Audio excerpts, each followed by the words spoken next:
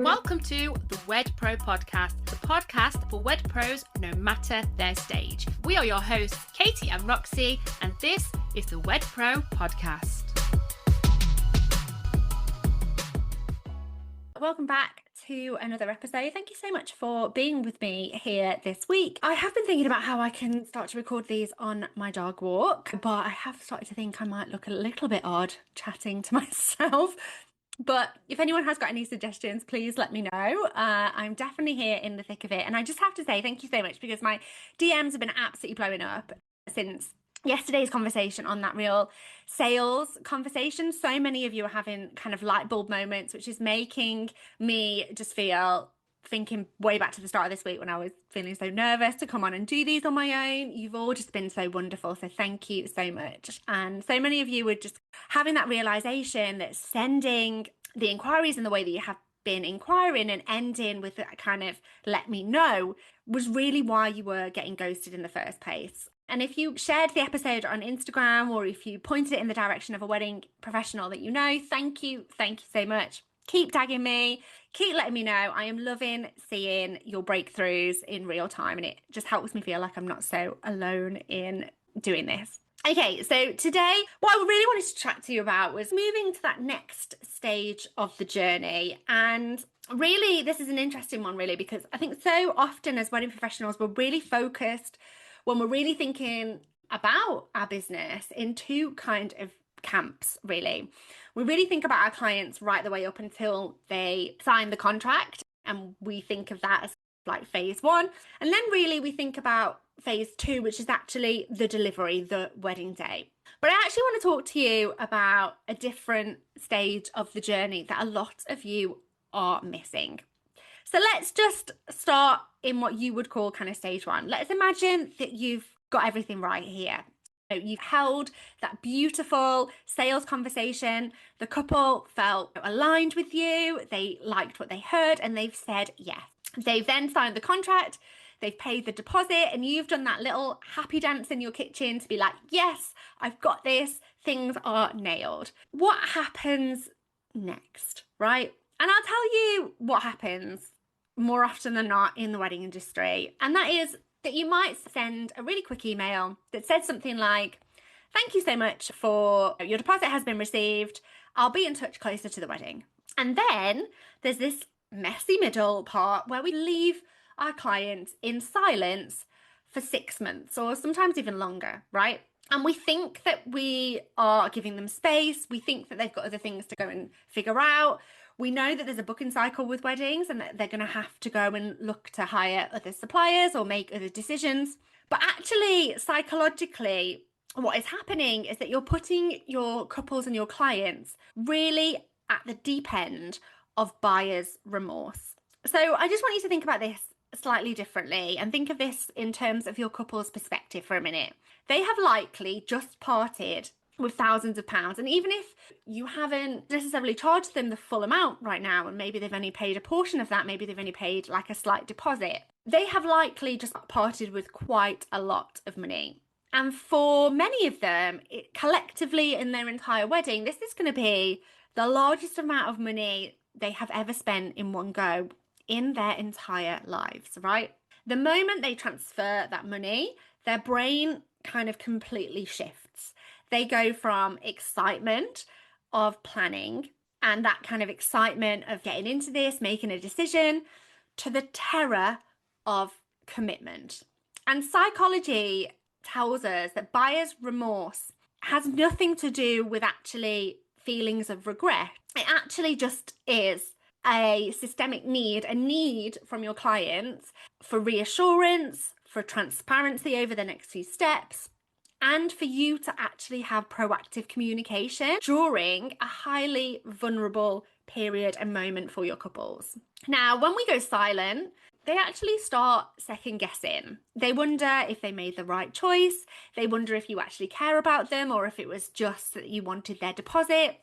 And let me tell you, there is nothing that erodes trust faster than confusion and silence, right? And this is where I see so many wedding professionals get things wrong. We think that client experience really then starts on the wedding day, but the client experience actually starts the very second that contract is signed by your couple. If you do not have a structured onboarding workflow, you are not just causing your clients anxiety, you are setting yourself up for endless emails, repetitive texts, and panicked questions down the line as well. Now, as a business owner and as a CEO, you need to clear the path away from overwhelm. Your couples have got hundreds and hundreds of decisions to make across all of their wedding suppliers, not just you in their business and for their wedding. Instead of you waiting for them to ask the right question, you as the expert and as the CEO in your business and as the expert in what you do, that trusted expert, you need to anticipate what they will need to know.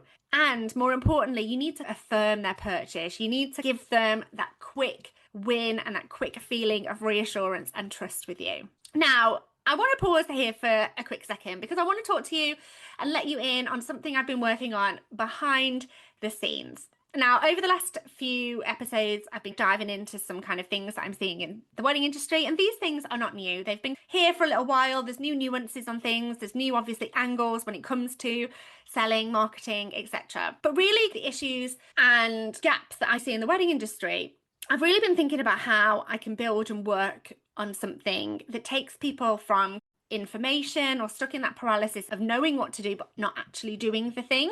And I told you that I'm building something that is going to completely change the way your wedding business operates. And today I wanted to give you a little bit of the inside scoop for sticking with me on these little mini episodes. For years, we have been taught to look at our business in kind of isolated punches, right? We buy a course on marketing, then we buy some email templates, then we try to figure out this client onboarding and what that looks like, and everything is disconnected. But a successful business and a successful wedding business isn't a set of disconnected pieces. It is an ecosystem, right? It's a strategy really that runs through lots and lots of different areas of your business. Now, behind closed doors right now, I've been building what I'm calling at the minute the WedPro ecosystem. It is an operating system for wedding professionals. And the reason I'm keeping it a little bit mysterious right now is because it is not completely finished yet. And that is deliberate. I want the people who join the waitlist to actually help me build what this looks like. I want you to be the founding voices that help to shape what it is that you guys need in the wedding industry. But what I will tell you this is at the center of this thing I'm building is something that I call the studio, and it's going to be your business brain. And with that brain, I am building an emotional intelligence layer. And what that's going to look like is imagine having a system that intimately understands how your couples think, feel, and decide. A system that knows exactly what their fears and worries are right after they book you and automatically knows what it is you should be saying to give them the exact reassurance they need. Imagine having your voice, your tone, your messaging seamlessly integrated into every single touch point you have with your client. So your couples feel deeply seen, deeply understood, and deeply connected with you.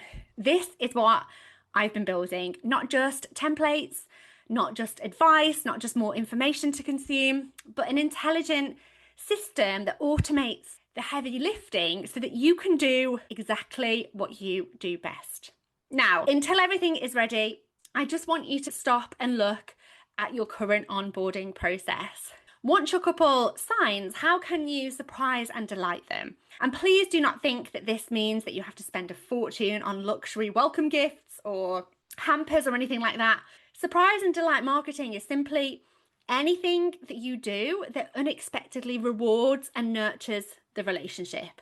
So it could be sending them a digital mock-up of a detail that they told you that was important to them. It could be sending them a handwritten note in the post, because nobody expects to receive a physical card before their wedding. It could be sending them a recommended supplier list, saving them hours of research, or taking away a slight overwhelm about that part of the planning process. When you prioritize your client education and you really sit on the fence of having proactive communication rather than reactive, so proactive meaning really anticipating what it is that your clients need and sitting in that gap, you build an incredible amount of trust. You showcase how professional you are, and you show that you go above and beyond expectations, giving them an experience worth telling their friends about before their wedding day. Okay, tomorrow we are actually going to talk a little bit more about referrals. We all say that word of mouth is our best marketing tool, but word of mouth is not something that happens by accident. It is absolutely an outcome, and we are definitely about taking action in this little mini series of the podcast. I am going to be taking a look at the exact data on why couples refer you, when they refer you, and how the things that you definitely need to be avoiding when it comes to your referral strategy and your referral chain after weddings. So you don't want to miss that one. And before we go, if you do want to hear all about the new system that I'm building, and if you want to be one of the first people to go and use it and to help me shape the future of this industry, you need to head over to wedprostudio.com. That's wedpro, WEDPRO studio.com right now and get on waitlist. Very soon, I'm going to be hosting an exclusive private masterclass for the people that are going to be on that list. And in that masterclass, I'm going to pull back the curtain. I'm going to reveal the entire map for the very, very first time.